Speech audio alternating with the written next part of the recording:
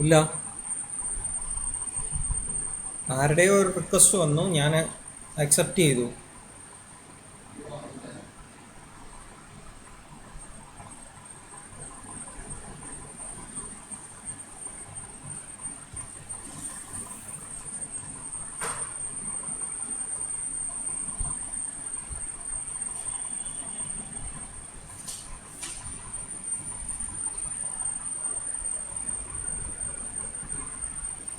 Join now ആണോ കൊടുക്കണ്ട, presenting ആയിരുന്നോ കൊടുക്കണ്ട?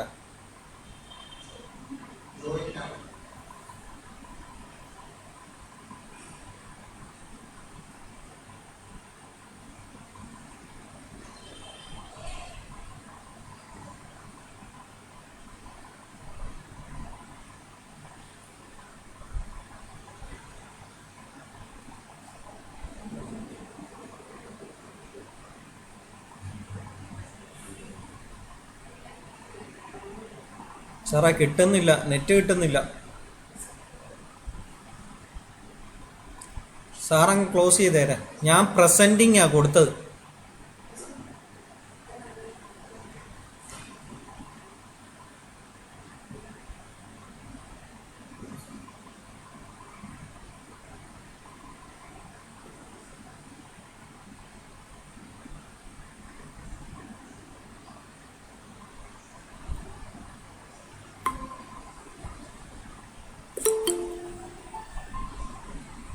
Hi dear students, can you see me?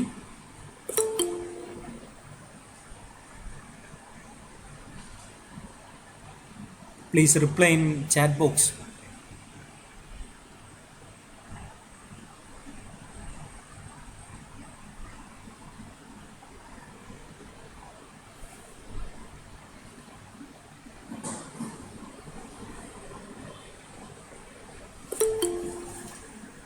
Can you hear me? Please reply in your comment box.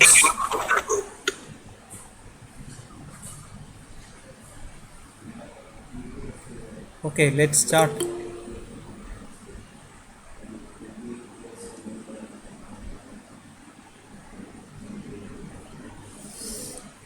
ഇതിനകത്ത്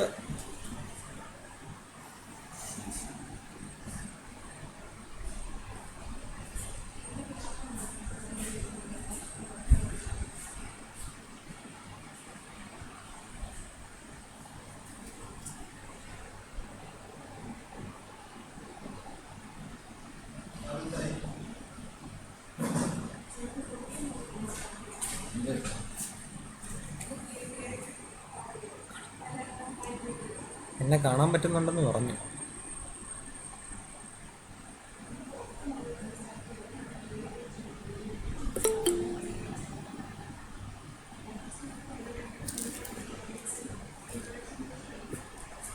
Can you see me?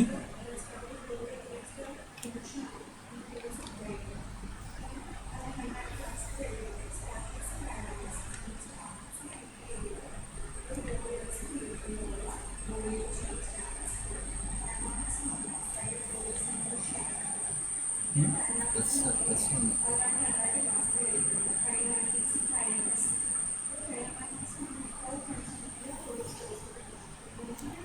ഒരാളൊന്ന് mike unmute ചെയ്തിട്ട് reply പറയണം. ഒരാൾ ഏതെങ്കിലും. ഹരിത. ആ വേണി മതി.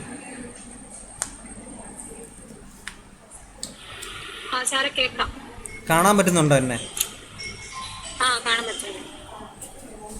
അപ്പോൾ ഇത് ഇപ്പൊ എന്താ കാണുന്ന? സ്ക്രീനാണോ? PPT ആണോ കാണുന്നത്? കാണുന്നുണ്ടല്ലോ. Okay.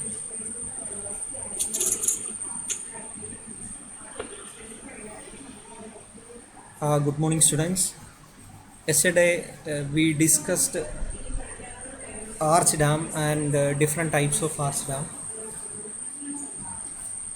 As you all know, there are three types of arch dam: constant radius arch dam, variable radius arch dam, and constant angle arch dam. In first constant radius arch dam, the radius is constant. The second radius is different. In third section, both are different. In third, variable center variable arch dam is a combination of the above two types. Then we studied the forces on arch dam. Only difference between gravity dam and arch dam is the absence of uplift pressure in, or negligible uplift pressure is acting on the arch dam. Then we discuss the thin cylinder theory. In thin cylinder theory, the stresses in arch are assumed to be approximately the same as in a thin cylinder of equal outside radius. Equal outside radius and considered as a thin cylinder.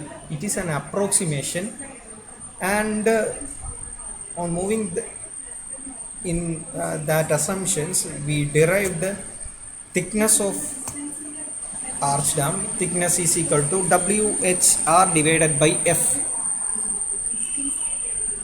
Okay, this is very important.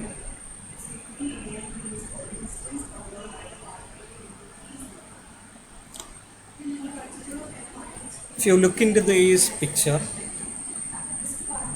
in that you can see that PH is the horizontal force, water force acting on the dam on the thin cylinder. That is PH is equal to 2R sin theta by 2 WH, and the resisting force is the reaction on both sides R and R at two abutments. Here equation 2 represent PH is equal to 2 WHR sin theta by 2, and 2R sin theta by 2 is the opposite component of that reactions. Both are equal and opposite, so cancelling we get R is equal to WHR. Then we want to find out a stress developed in the arch, so that R is the reaction force divided by area. Area is the T into per unit depth. So only shown T here. Equation 4, sigma is equal to R by T, WHR divided by T. In that expression for T is derived WHR divided by F. This is the expression for thickness of the arch dam. Then we can move to central angle of minimum concrete. We discussed earlier theta is equal to 133 degree 34 minute is the central angle for minimum concrete. The above equation T is equal to WHR divided by F, that is 9.1. Equation 9.1 represent T proportional to radius of curvature, T proportional to water depth H. Now volume of concrete per unit height is given by V is equal to R into theta. R into theta represent length of that arc. A is the area of cross section of arch. We know that area also proportional to area of cross section, also proportional to T and R. A is equal to, so that we can write A is equal to K into R. K is a constant. Function K into R. V is equal to R theta, that length, into KR, that K theta R square.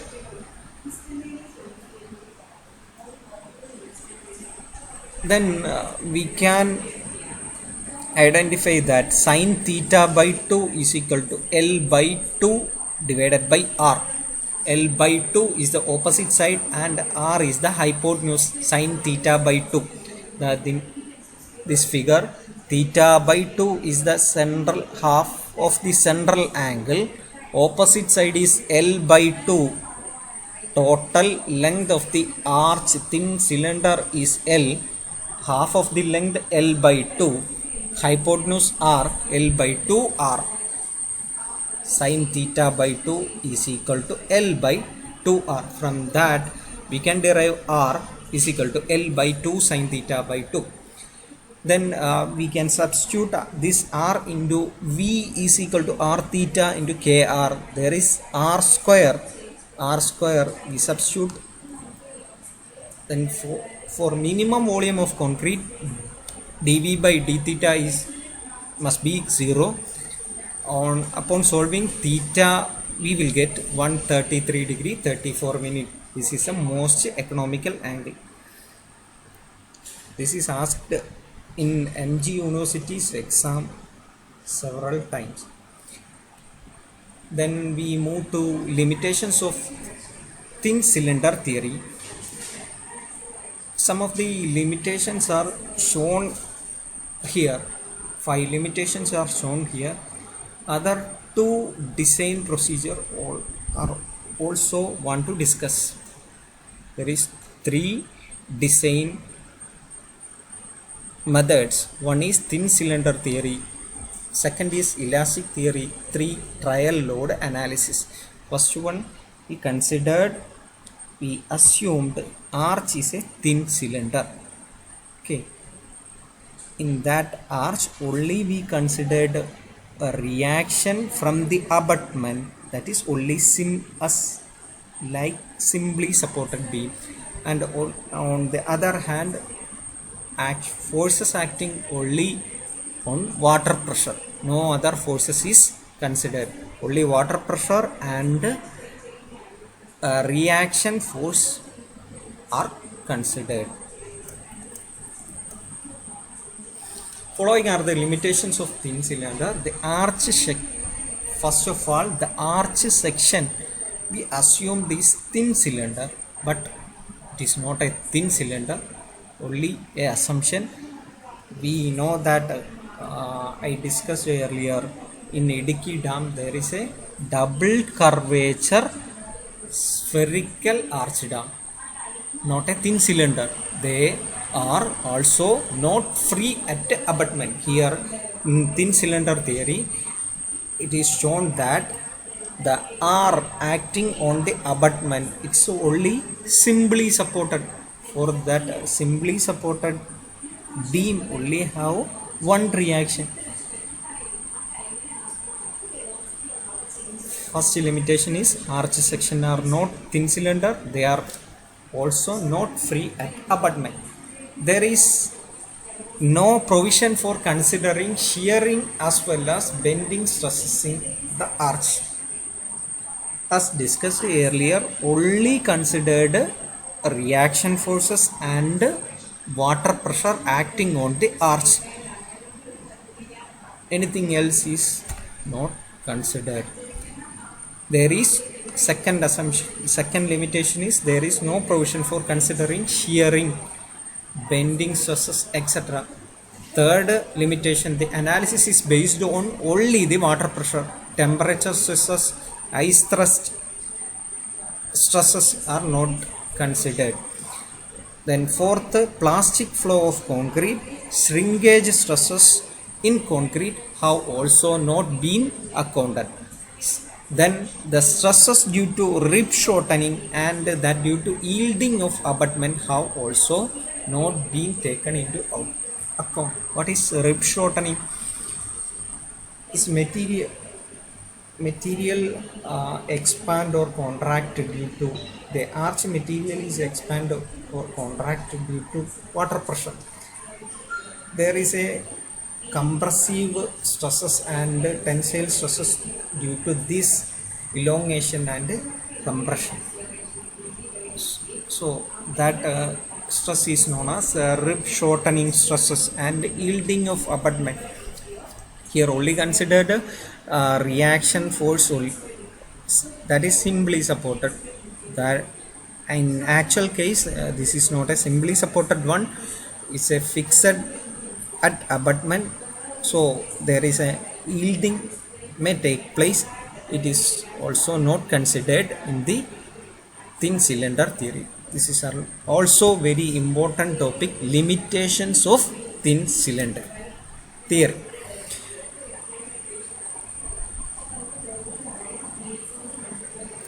we know that only reaction force and water pressure is considered in thin cylinder theory.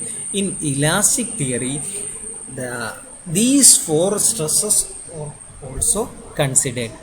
That is stresses due to rib shortening, stresses due to temperature change, stresses due to shrinkage, and stresses due to yielding of abutments.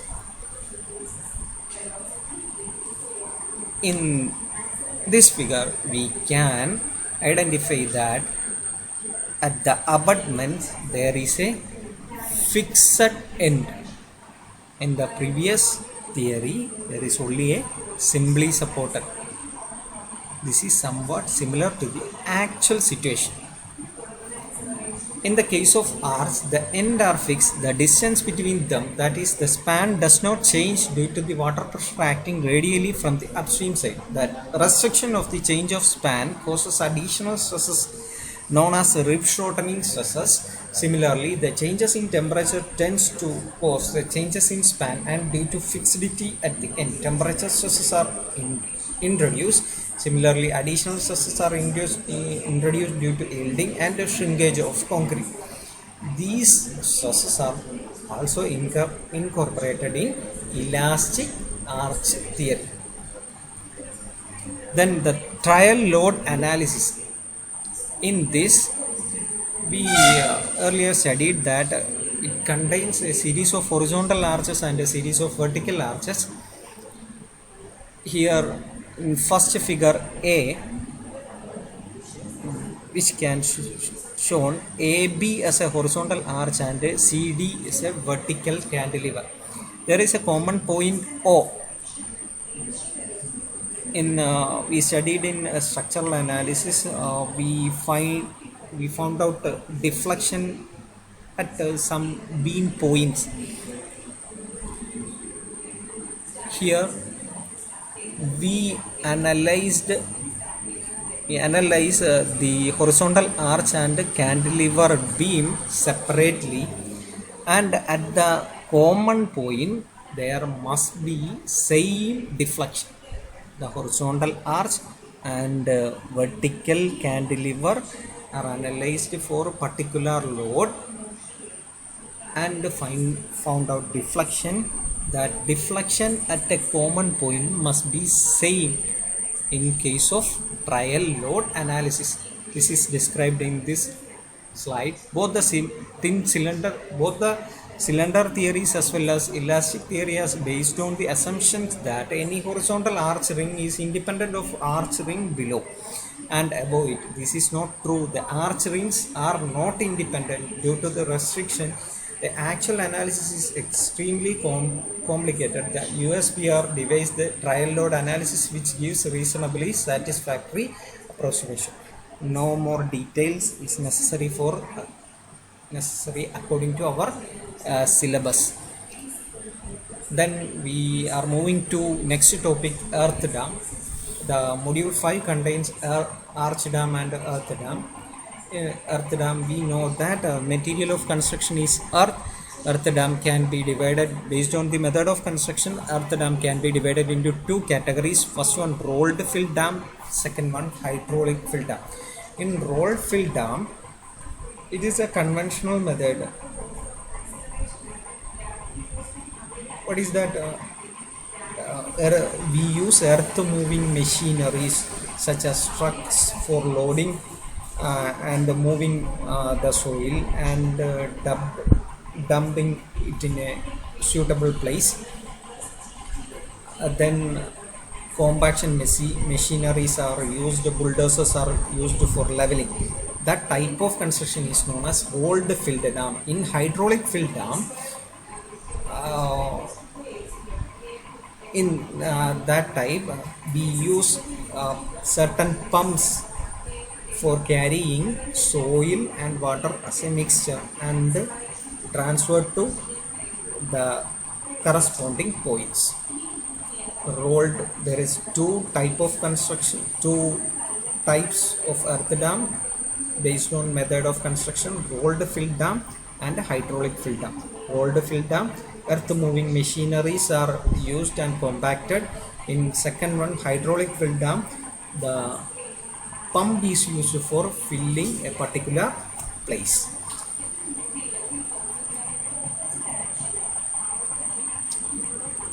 The following notes gives the details of rolled fill dam, and next slide gives hydraulic fill dam.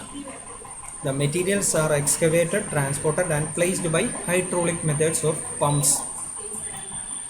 Rolled filled earth dam can further be subdivided into following type, that is homogeneous embankment type, zoned embankment type and diaphragm embankment type.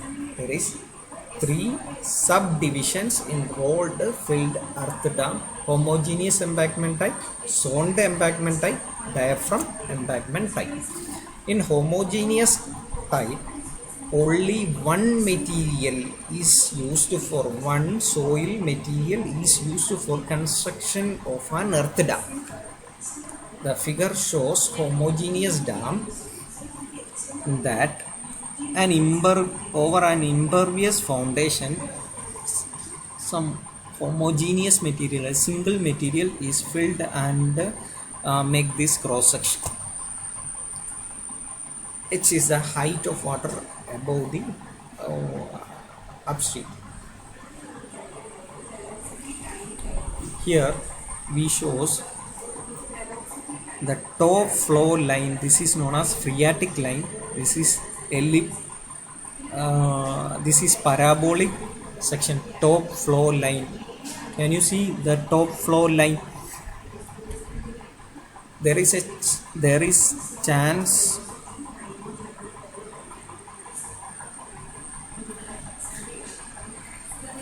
only one material is used for the homogeneous embankment type. A purely homogeneous type earth dam is composed of single kind of material exclusively of slope protection. Homogeneous dams have been built since the earliest time and are used today whenever only one type of material is economically available. However, they are used only for low to moderate height. Then the second one, that is zoned embankment type. In this, over the impervious layer there is two or multiple layers. First one, outer layer is pervious shell or pervious layer. The inner one is core. Core material is somewhat impervious. It may be a concrete or a clay or some another materials such that bituminous concrete, asphaltic concrete, etc. In third one is diaphragm type. There is a diaphragm or a concrete pole is constructed inside the homogeneous embankment type. This is a diaphragm figure of a diaphragm type. Only distinction between the horizontal zoned type and a diaphragm type.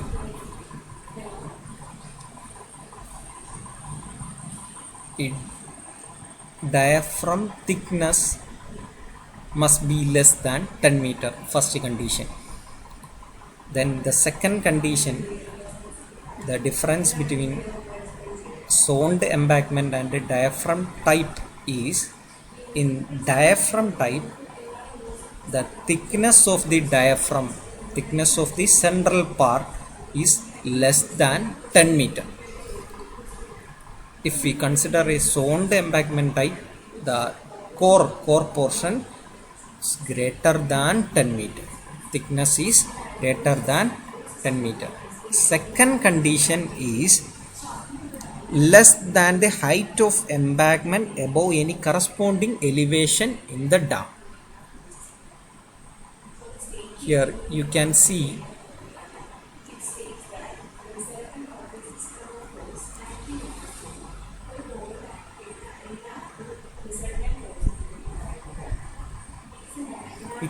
a drawing. We consider a corresponding section, that is this section with a thickness T. T must be less than H. If we consider another section of thickness T1, T1 should be less than H1 in case of diaphragm type. In case of zoned embankment type, H should be greater than H. At a particular section we considered the diaphragm type, not in the diaphragm type, in zoned type. At a particular section thickness is considered, a height is checked with respect to that section. H must be greater than T in case of zoned embankment type. In case of diaphragm type, thickness of the impervious core should be less than corresponding height.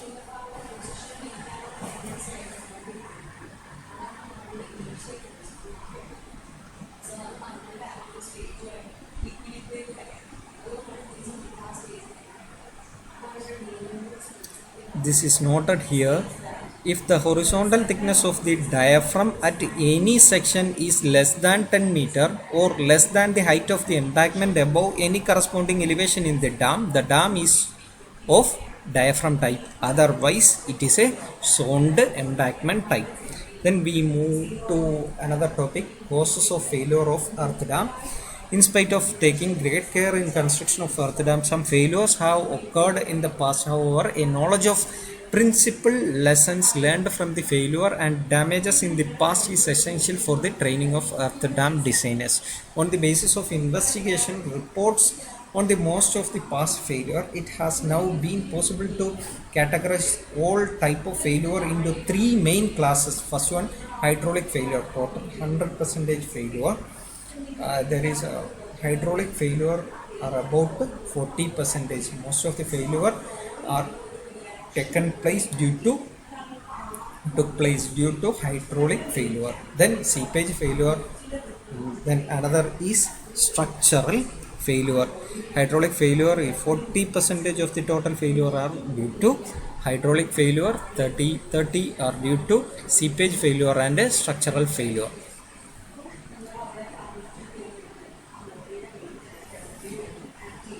Hydraulic failure includes the following, so that overtopping, wave erosion, toe erosion, gully. This is also an important topic for the point of view of your exam and PSC exams. First one, overtopping. If a flood greater than design flood is occurred due to some reason, the water is passed over the earth dam. This will cause overtopping, washing of the earth from the top. That is overtopping. It is detailed here. The earth dam may get overtopped if the design flood is underestimated or the spillway is insufficient capacity, or it may be due to insufficient freeboard or settlement of foundation and embankment. The second one, wave erosion. Here you can see a figure. In the upstream side, there must be water in an earthen dam. Wave is continuously strikes on upstream side. You know that earthen dam consists of material earth. So due to this continuous wave action, there may be a undulations or a erosion. That erosion is known as wave erosion.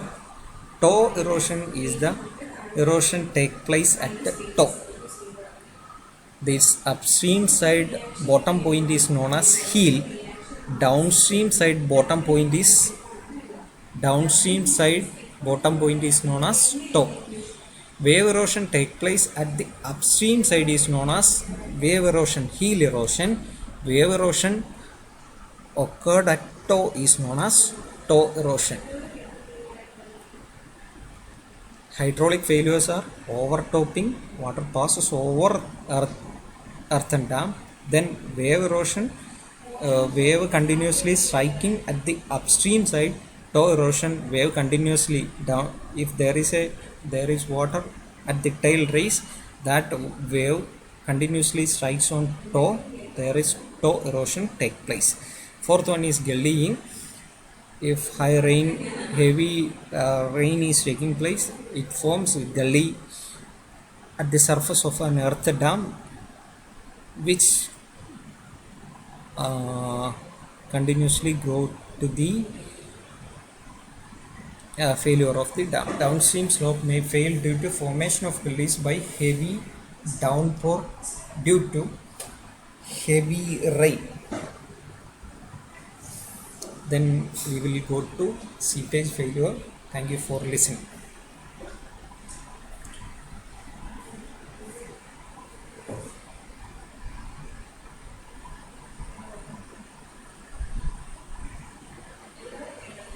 Hello.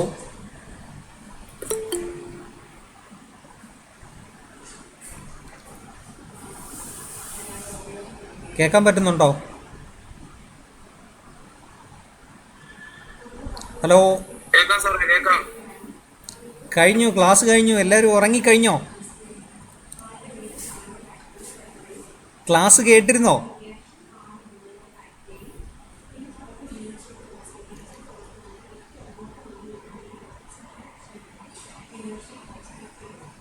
എന്തെങ്കിലും doubt ഉണ്ടോ?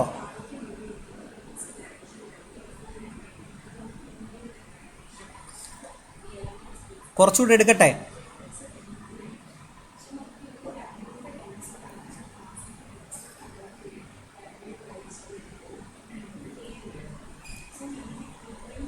Then thank you for listening. We will meet with another lesson. Goodbye. Reaction on a ticket. Thank you for listening. Net 2 GB, 200 GB. ഞാൻ വിചാരിച്ചു രണ്ടാമത്തെ GB കഴിഞ്ഞ് കഴിയുമ്പോഴേ